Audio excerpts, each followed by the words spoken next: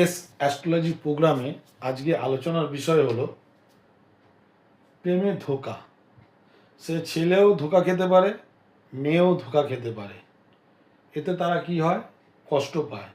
তা সে যে ধোঁকা খাবে, সে ছেলে হোক বা মেয়ে হোক, তার নিজের জন্মকুণ্ডলীর যে ছকটা আছে সেখান থেকেই বিচার করলে পাওয়া যায়।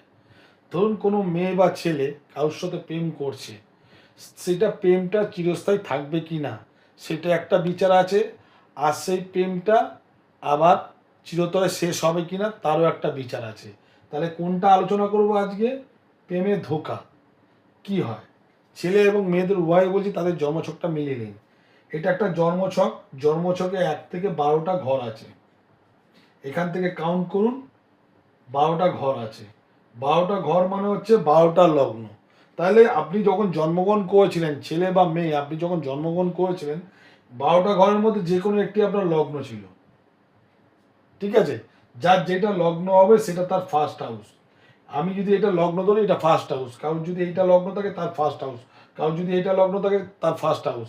তাহলে 12টা ঘরের মধ্যে যেটা লগ্ন হবে সেটা ফার্স্ট হাউস। তাহলে প্রেমের ধোঁকাটা কি কারণে হয়? ফার্স্ট হাউস লগ্নটাকে ধরে পঞ্চম হাউসকে দেখতে হয়। 1, 2, 3, 4, 5, এটা হচ্ছে পঞ্চম হাউস। ঠিক আছে? যদি এইটা লগ্ন হয় কারণ, তাহলে ফার্স্ট হাউস হচ্ছে এইটা। তাহলে 1, 2, 3, 4, 5, এটা 5 নম্বর হাউস। তাহলে 5 নম্বর হাউসের মালিক যদি লগ্নের 1, 2, 3, 4, 5, 6, 7, 8, 8 নম্বর হাউসে যদি থাকে, যদি 12 নম্বর হাউসে থাকে,